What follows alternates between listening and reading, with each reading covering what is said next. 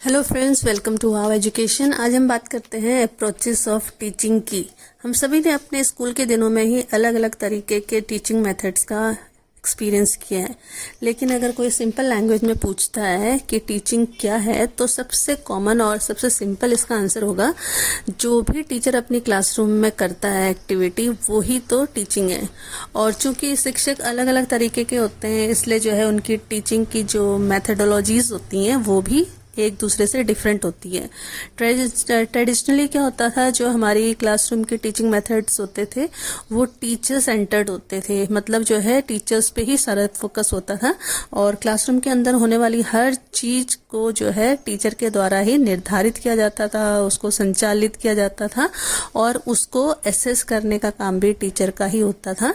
तो कहने का मतलब यह है कि क्लासरूम के अंदर होने वाली जितनी भी एक्टिविटीज हैं या फिर टीचर सेंटर्ड लर्निंग है, उसमें स्टूडेंट की कोई भी भूमिका यानी उनका कोई रोल नहीं होता था और शिक्षक छात्रों को वही करने के लिए इंस्ट्रक्शन करता था, गाइड करता था जो वो चाहता था। और उस समय टीचिंग का मतलब ये होता था कि छात्रों को जितना भी सिलेबस है, सिलेबस में जितनी भी इंफॉर्मेशन है, फैक्ट्स हैं और जितना भी नॉलेज है, उसको जो है स्टूडेंट तक प्रेषित करना, स्टूडेंट तक उसको ट्रांसफर करना। और हालांकि आज के दिनों में क्या हो गया है, टीचिंग और क्लासरूम दोनों ही चेंज हो गए हैं। अब जो है क्लासरूम टीचर सेंटर्ड से स्टूडेंट सेंटर में तब्दील हो चुका है और अभी जो है पढ़ाने का कोई एक पर्टिकुलर तरीका भी नहीं है। आप बहुत सारे तरीकों से जो है अपने अधिगम को, अपने लर्निंग को बच्चों तक उसको ट्रांसफर कर सकते हो। और यही जो है बहुत सारे तरीकों के बारे में हम इस पीपीटी में बात करेंगे, इस वीडियो में बात करेंगे कि हमको टीचर के लिए टीचिंग का क्या मतलब होता है। तो सबसे पहले टीचिंग के जो अप्रोचेस हैं वो 3 हैं। टीचिंग एक्चुअली किस लिए की जाती है, वो है बच्चों के बिहेवियर मॉडिफिकेशन के लिए। नंबर 2 है for the development of cognition. ये सारी चीजें जो मैं बता रही हूँ आपको, ये स्टूडेंट से रिलेटेड है। नंबर 3 है for the construction of experiences. तो हम इन तीनों टॉपिक के बारे में डिटेल में इस वीडियो में पढ़ेंगे। तो सबसे पहला जो अप्रोच आता है वो है टीचिंग फॉर बिहेवियर मॉडिफिकेशन। जैसा कि हेडिंग से ही पता चल रहा है, जो टीचिंग की जाती है तो उसका सबसे पहला एम यही होता है कि जो लर्नर है या जो स्टूडेंट है उसके बिहेवियर को मॉडिफाई किया जाए या उसके बिहेवियर को चेंज किया जाए। हमें पता है कि लर्निंग का मतलब है permanent change in behaviour. Different लोगों के लिए डिफरेंट बिहेवियर होता है। किसी भी इंडिविजुअल के टोटल पर्सनैलिटी ट्रेट्स जैसे हंसना, उसका बोलना, उसका उठना, उसका बैठना एटसेट्रा, या फिर उसके कैरेक्टरिस्टिक्स वो क्या होते हैं, जैसे उस बंदे के वैल्यूज, उस बच्चे के इमोशंस, उस बच्चे का लोगों से बात करने का जो तरीका, इंटरेक्शन एटसेट्रा। तो उसके पर्सनैलिटी के ट्रेट्स प्लस उसका कैरेक्टरिस्टिक, इन दोनों का जो टोटल सम अप है वो ही बच्चे का या फिर किसी भी इंडिविजुअल का बिहेवियर होता है। जबकि कुछ और जो एजुकेशनिस्ट है उनका ये मानना है कि बिहेवियर वो है जो हम ऑब्जर्व कर सकते हैं, मतलब जो हमको दिखाई देगा ना, वो ही तो किसी भी स्टूडेंट का या फिर किसी भी पर्सन का बिहेवियर होता है।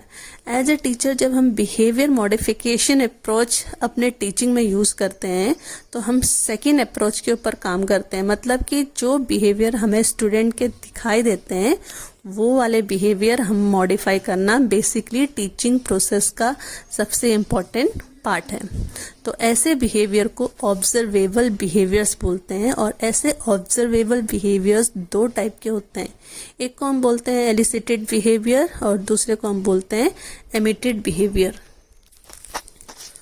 तो एलिसिटेड बिहेवियर क्या होता है, देखिए इसका एग्जांपल है जब हम बच्चे को एक डिजायर्ड बिहेवियर अडॉप्ट करने के लिए कुछ मीन्स यानी कुछ साधन का इस्तेमाल करते हैं तो उसे एलिसिटेड बिहेवियर कहते हैं। जैसे मैं आपको एग्जांपल देती हूँ, जब हम किसी बच्चे को बोलेंगे इस रेस में दौड़ो और उसके बाद हम उसको इनाम के रूप में चॉकलेट ऑफर करेंगे, तो बच्चे को पहले से पता है कि अगर वो रेस में दौड़ता है तो उसको चॉकलेट मिलेगा। तो जो चॉकलेट है वो एक्सटर्नल जो है उसका साधन है जिसके लालच के कारण बच्चा दौड़ता है और हम बच्चे के बिहेवियर में चेंज कराते हैं। बच्चा स्टेबल है, एक जगह पे खड़ा है, फिर उसको हम दौड़ने के लिए जो है प्रेरित कर रहे हैं। बट यहाँ पर हमने कौन सा बिहेवियर यूज किया है, यहाँ पर हमने एलिसिटेड बिहेवियर यूज किया है। नेक्स्ट है एमिटेड बिहेवियर। कभी कभी क्या होता है, बच्चे बिना किसी एक्सटर्नल साधन के भी बिना इनाम के भी पर्टिकुलर बिहेवियर को डेमोन्स्ट्रेट करते हैं। ऐसा बिहेवियर जो टीचर ने पहले नोटिस नहीं किया था तो उसे बिहेवियर को हम एमिटेड बिहेवियर कहते हैं। फॉर एग्जांपल क्लासरूम में बैठे बैठे बच्चा सडनली जो है हमिंग करता है और बहुत अच्छा गुनगुनाता है जो टीचर ने पहले कभी नहीं सुना होता है, या फिर कोई बच्चा को एक डिफिकल्ट ब्लैक बोर्ड में कोई सम दिया, उस बच्चे ने वो सम जो है बहुत अच्छे से सॉल्व कर दिया, या फिर कोई बच्चे ने डांस के बहुत अच्छे पोजेस जो है डेमोन्स्ट्रेट किए जो उसको डांस क्लासेस में नहीं सिखाए गए। तो इस प्रकार के बिहेवियर जो अनएक्सपेक्टेड होते हैं, ऑल ऑफ सडन आते हैं और बच्चे के अपने दिल के अंदर से आते हैं, बिना किसी जो है लालच के, बिना किसी इनाम के आते हैं, तो ऐसे बिहेवियर को हम एलिसिटेड बिहेवियर कहते हैं। जब बच्चा कोई भी हो एलिसिटेड या एमिटेड बिहेवियर डिस्प्ले करता है तब हम कह सकते हैं कि बिहेवियर का मॉडिफिकेशन हुआ है। बिहेवियर मॉडिफिकेशन के भी फर्दर 2 फेसेस होते हैं। First phase is concern with elicited behaviour. Elicited behaviour अगर आपको याद होगा, जब हमने बात की थी बच्चा इनाम के लालच में कोई अपने बिहेवियर में मॉडिफिकेशन करता है तो उसको हम एलिसिटेड बिहेवियर कहते हैं। तो इस एलिसिटेड बिहेवियर पर बेस्ड जो हमारा थ्योरी है उसको हम बोलते हैं classical conditioning theory. Ivan Pavlov जो रशियन साइकोलॉजिस्ट थे, ये उनकी थ्योरी है अराउंड 1890s की। उन्होंने लैब में डॉग्स के ऊपर कुछ एक्सपेरिमेंट किए और नोटिस किया कि एक भूखा डॉगी अपनी लार टपकाता है जैसे ही उसे खाना देने वाला आता है। उसके बाद वो तब भी लार टपकाता है जब वो खाना लाने वाले को देख नहीं पा रहा है, बट खाने को स्मेल कर पा रहा है दूर से, तब भी उस डॉगी की लार टपक रही है। पावलोव ने एक्सपेरिमेंट में अब रोज क्या किया, एक बेल बजानी शुरू की। पावलोव ने उस डॉगी के ऊपर एक्सपेरिमेंट किया। अब उसने जो है रोज एक बेल बजानी शुरू की और बेल के साथ साथ खाना भी डॉगी को सर्व किया जाता। धीरे धीरे डॉगी खाने को और बेल को रिलेट करने लगा और बेल बजते ही अपनी लार को टपकाने लगा, क्योंकि उसको ये पता चलने लग गया था कि बेल का मतलब है खाना आ रहा है। पावलोव ने एक्सपेरिमेंट में फर्दर ऐड किया कि अब वो केवल बेल बजाते थे बट डॉगी को खाना नहीं देते थे बेल के साथ, पर तब भी डॉगी बेल सुनते ही अपनी लार टपकाने लगा। तो इस एक्सपेरिमेंट पे बेसिस कुछ थ्योरीज निकाली गई। सेम चीज क्लासरूम में स्टूडेंट्स के ऊपर भी अप्लाई करती है। जैसे खुले ventilated comfortable classrooms, friendly teacher हो, एक कंडीशनल स्टिमुलस का काम करती हैं और स्टूडेंट्स को पॉजिटिव रिस्पॉन्स करने के लिए इंस्पायर करता है। इसके अपोजिट क्या होता है, एक अनप्लेजेंट, डार्क और गंदा कमरा यानी गर्म कमरा जिसमें पंखे भी ना चल रहे हो और टीचर स्ट्रिक्ट हो, टीचर की आवाज़ तेज हो, तो बच्चे को लर्निंग के लिए इंस्पायर नहीं करती है। नेक्स्ट जो हमारी थ्योरी है वो है स्किनर्स ऑपरेंट कंडीशनिंग थ्योरी। ये लर्निंग का एक ऐसा प्रिंसिपल है जो बताता है कि बिहेवियर को पुरस्कार का मतलब रीइंफोर्समेंट और दंड यानी पनिशमेंट के माध्यम से कैसे बदल सकते हैं। यानी पुरस्कार और दंड के द्वारा हम किसी भी बच्चे के बिहेवियर को कैसे बदल सकते हैं।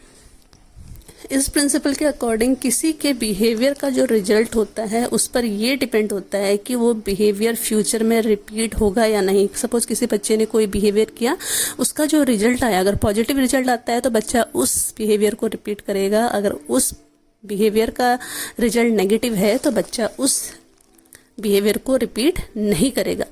तो इनको हम पॉजिटिव रीइंफोर्समेंट और नेगेटिव रीइंफोर्समेंट बोलते हैं। पॉजिटिव रीइंफोर्समेंट में क्या होता है, यदि किसी बिहेवियर के बाद रिजल्ट पॉजिटिव आता है तो उस बिहेवियर को रिपीट करने की जो पॉसिबिलिटीज होती हैं वो बढ़ जाती हैं। नेक्स्ट है नेगेटिव रीइंफोर्समेंट। ये ऊपर वाले का एकदम अपोजिट है, यानी यदि किसी बिहेवियर के बाद नेगेटिव रिजल्ट्स आते हैं तो उस बिहेवियर को रिपीट करने की जो पॉसिबिलिटीज हैं वो कम हो जाती है। स्किनर ने ये भी पाया कि जानवरों को किसी बिहेवियर के लिए जब हम इनाम देते हैं तो वो जानवर उस बिहेवियर को बार बार दोहराते हैं। और उन्होंने ये भी पाया कि अगर हम जानवरों के ऊपर टेस्ट करें और उनके किसी हैबिट के लिए उनको पनिश करते हैं तो जानवर भी क्या करते हैं, उस व्यवहार को, उस हैबिट को करना बंद कर देते हैं। टीचर इस सिद्धांत का उपयोग छात्रों के बिहेवियर को सुधारने के लिए कर सकते हैं, जैसे कि उन्हें अच्छे प्रदर्शन के लिए पुरस्कार देना। इस थेरेपी का उपयोग व्यक्तियों के अनवांटेड व्यवहार को, उनके बिहेवियर को खत्म करने के लिए और डिजायरेबल व्यवहार को सीखने में मदद करने के लिए कर सकते हैं। बिहेवियर मॉडिफिकेशन अप्रोच में टीचर कुछ क्लासरूम प्रैक्टिसेस को यूज कर सकता है, जैसे रिपीटेशन एक बहुत ही इंपॉर्टेंट प्रोसेस है जो लर्निंग की सारी थ्योरीज पर वर्क करती है. So repetition of learning should be done in the classroom with the help of the teacher.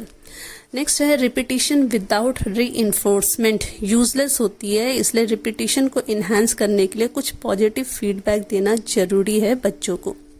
Next है बिहेवियर मॉडिफिकेशन के लिए जो री इन्फोर्समेंट दिए जाते हैं उनमें वेरिएशन होना भी जरूरी है. कहने का मतलब अगर आप हर दिन बच्चे को पोएम रेसिटेशन करने पर क्लास में क्लैपिंग करवा रहे हो तो एक दिन बच्चा उस फीडबैक से खुद ही फेडअप हो जाएगा. इसलिए फीडबैक में भी वेरिएशन यानी उसमें भी कुछ न कुछ चेंजेस लाने जरूरी हैं. कभी उसको बच्चे के लिए क्लैप करवाओ, कभी उस बच्चे को बोलो कि आपने बहुत अच्छा बोला है तो सो आप दूसरों को भी ये पोएम लर्न करवाओ, कभी उस बच्चे को पोएट्री लिखने के लिए मोटिवेट करो, और ऐसे बहुत सारे अलग अलग आप जो है बच्चे को फीडबैक दे सकते हैं. नेक्स्ट है अगर हमको ये लगता है कि किसी अनडिजायरेबल बिहेवियर को हम पनिशमेंट के जरिए हटा सकते हैं तो हम ये बिल्कुल गलत सोच रहे हैं, क्योंकि यह तरीका आज के टाइम में 100% इफेक्टिव नहीं होता है. नेक्स्ट है बच्चे का इंटरेस्ट उस लर्निंग के लिए बहुत मैटर करता है. अब इंटरेस्ट कैसे आएगा वो तो टीचर के ऊपर है और स्कूल के एनवायरनमेंट के ऊपर डिपेंड करता है. सेकेंड जो टॉपिक जिसके ऊपर हम बात करेंगे वो है teaching for development of cognition. अब कॉग्निशन का क्या मतलब होता है? इसका मतलब होता है नॉलेज जो हमारे मेंटल डेवलपमेंट पे डिपेंड करती है. डेवलपमेंट ऑफ कॉग्निशन का अर्थ है जानना, समझना, प्रोसेस करना इंफॉर्मेशन के बेसिस पर. अगर हमको कोई इन्फॉर्मेशन पहले ही मिल रही है तो उसको हम कैसे अंडरस्टैंड कर सकते हैं, कैसे उसको प्रोसेस कर सकते हैं. कॉग्निशन मेंटल एबिलिटी पर बेस होता है और कॉग्निशन का अर्थ है बच्चे का बौद्धिक विकास. अब हम इसमें बात करते हैं पियाजे की थ्योरी की. बच्चे के जन्म से लेकर 15 वर्ष की जो आयु होती है उसमें उसका बौद्धिक विकास और उसके डेवलपमेंट के बारे में बात करता है. पियाजे ने इस डेवलपमेंट प्रोसेस को 4 स्टेज में डिवाइड किया है. तो जो सबसे पहला स्टेज है उसको सेंसरी मोटर स्टेज बोलते हैं, जो 0 वर्ष से लेके 2 साल तक की उम्र तक चलता है. जन्म से लेके 2 साल तक बच्चा अपने सेंस ऑर्गन से ही मोटिवेट होता है और बॉडी की मोटर एक्टिविटी करता है.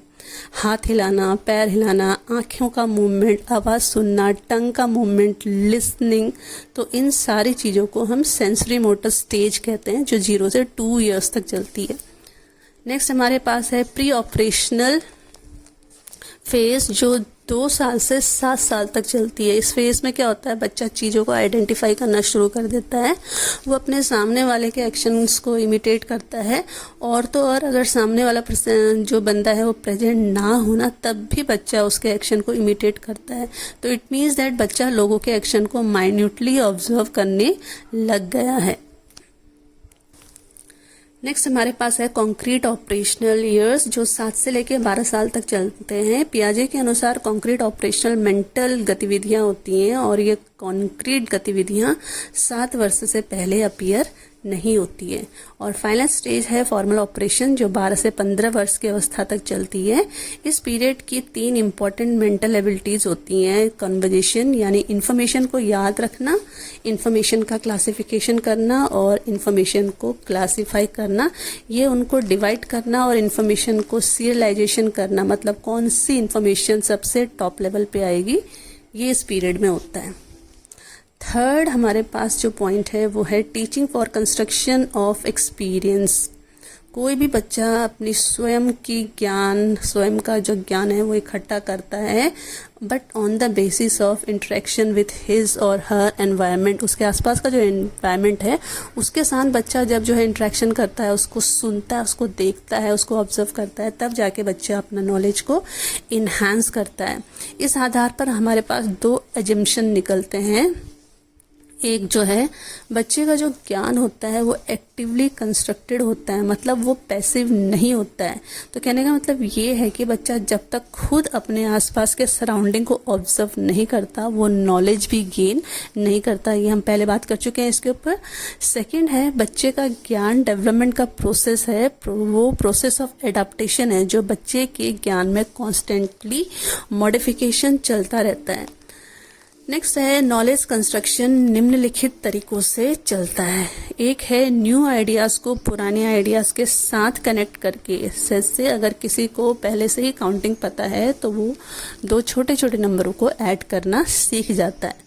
नेक्स्ट है जब बच्चा 2 अलग अलग कंसेप्ट के बीच में रिलेशन सेट करता है तो उसे यूज करके एक नया आइडिया निकालता है। जैसे अगर बच्चे को मल्टीप्लाई और डिवीजन करना आता है तो वो परसेंटेज निकाल सकता है। नेक्स्ट है बच्चा जब किसी ऑब्जेक्ट की इमेज अपने दिमाग में बनाता है। सपोज करो हमने बच्चे को ऑरेंज की पिक्चर दिखाकर पढ़ाया है कि ये ऑरेंज है और बहुत दिनों बाद उसको कहीं पर ऑरेंज असली में देखने को मिलता है तो वो अपने दिमाग के उस इमेज को जो है वापस रिकैप्चर करेगा और वो आइडेंटिफाई कर पाएगा कि जो वो सामने देख रहा है वो पिक्चर ऑरेंज है। नेक्स्ट है सोशल इंटरेक्शन। सोशल इंटरेक्शन से भी बच्चा रियल वर्ल्ड के प्रॉब्लम से रूबरू होता है और नई नई चीजें सीखता है। इसीलिए सोशल इंटरेक्शन डील करने की बहुत ज्यादा जरूरी है। Thank you so much. Please like and subscribe wow education.